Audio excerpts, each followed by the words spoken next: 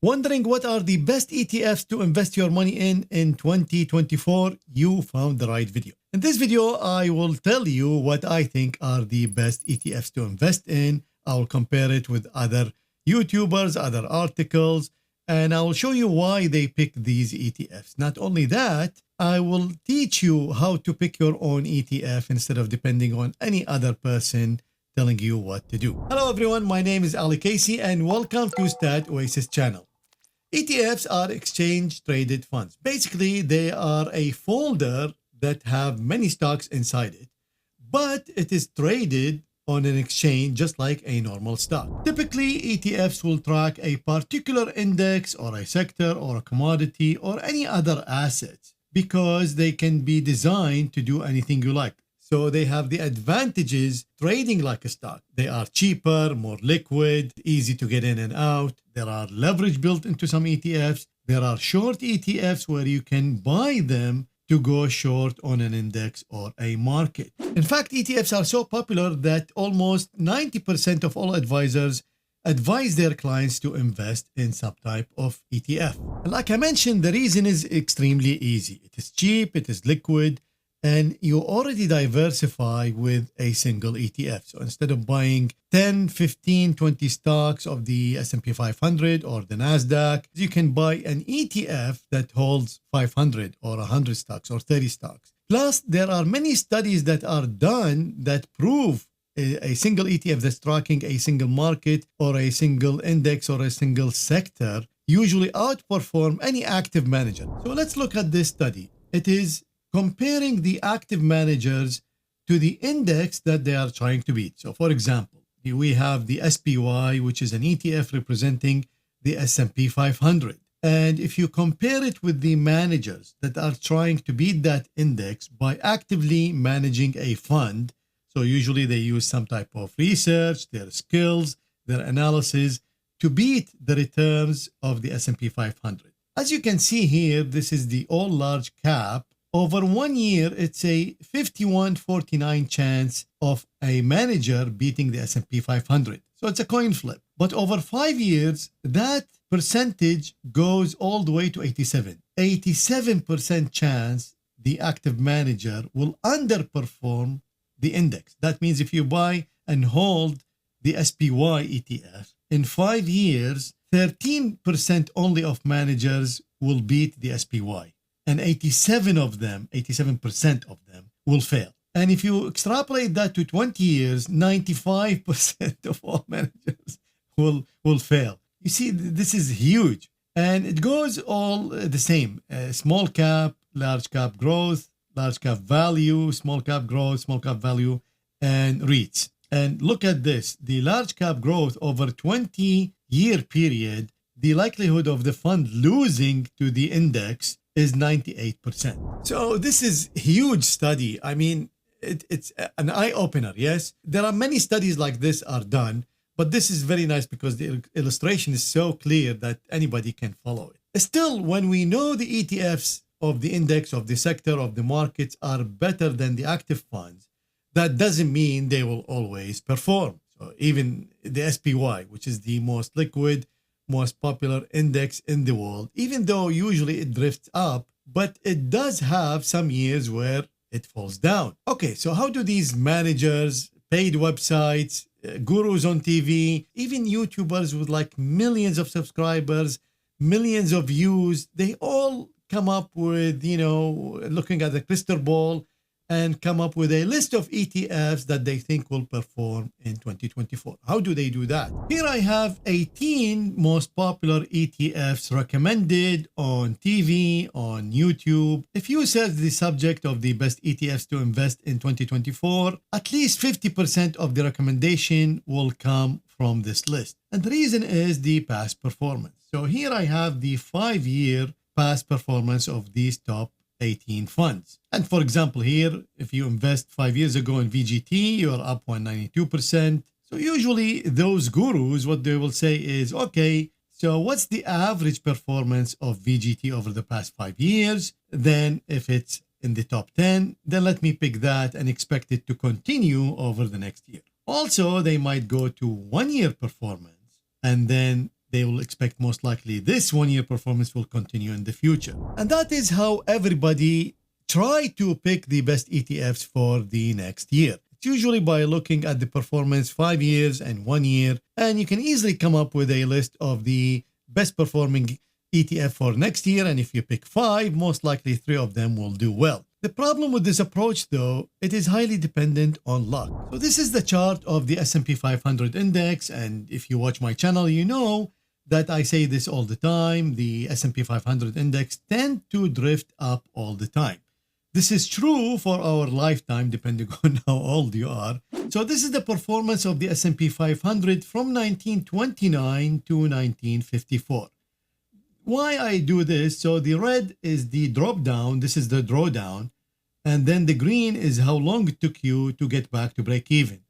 That means if you invested in September, August, or July in 1929, where the market was roaring up, you would have to wait until 1954 just to break even. And even if you bought anywhere here, you still have many drawdowns to take care of.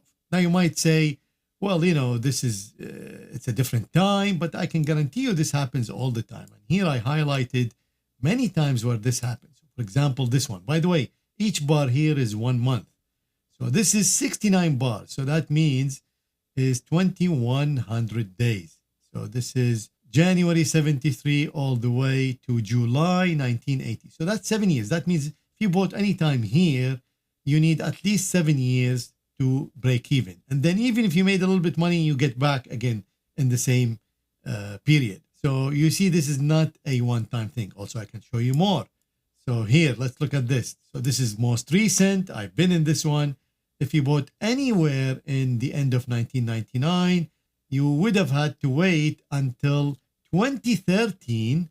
So that's almost 14 years until you break even. And of course, most recently, we are in a drawdown. I mean, if you look at the futures, maybe we broke out, but at the cash index, we are still in a drawdown for 14 bars. So that's usually the average, which is about 1 year where we have a drawdown. But you never know that if this is going to be one of these. So that's why you don't want to enter just purely on luck or momentum, because you might face this thing and then it will take you a decade or more to get out of it. That's assuming you're going to hold through all this period. Okay, then now we are cornered. So what do? We know the momentum alone is not enough. And we know if we pick an ETF at the wrong time, we are stuck, assuming we're going to hold maybe for a decade with our money doing nothing. So the best thing to do is a system. Now, before I show you the system, which is extremely simple, don't be afraid, there is no coding, no nothing. Let me show you first what the expected best performers for 2024. The list I'm going to show you is based on the most popular articles, videos, even paid newsletters. And basically, this is the list of everybody, what they are trying to recommend. So if you want to go that route, at least you have a list. And if not, then you have to wait a little bit later where I'm going to show you how the systems will perform against these. This is the list that I gathered. So TLT and IF, these are bonds, and these are, of course, highly dependent on interest rate actions by the Federal Reserve. And then you have XLRE, and the list goes on. So these are the code. You can take screenshots. And of course, there are a million ways to split these into 3 or 5 or 7 or 10 best ETFs based on momentum. You can do a screener and you can pick anything.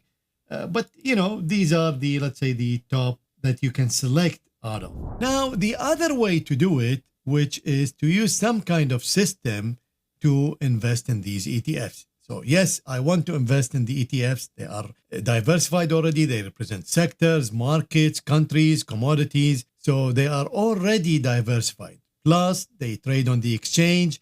That means there are no shenanigans like Forex. Plus, they are guaranteed because they are traded on the exchange and you can get in and out easily. There is no structure on to wait till end of day like mutual funds. There is no limit on shares.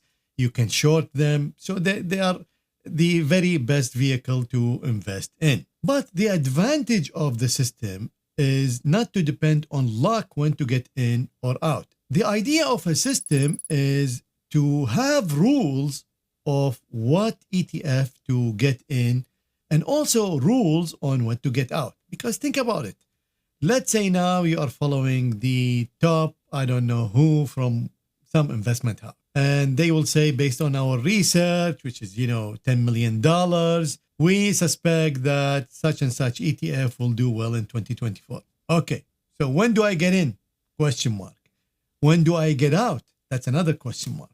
Because I can tell you, on TV and most subscription blogs, usually they are like 90% buy and 10% sell. That's because they are paid to say buy or sell.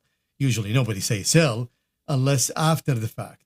So you will never get the sell signal on time. So that's why you need the system to tell you when to exit. These systems are called tactical asset allocations. Sometimes they are called factor investing.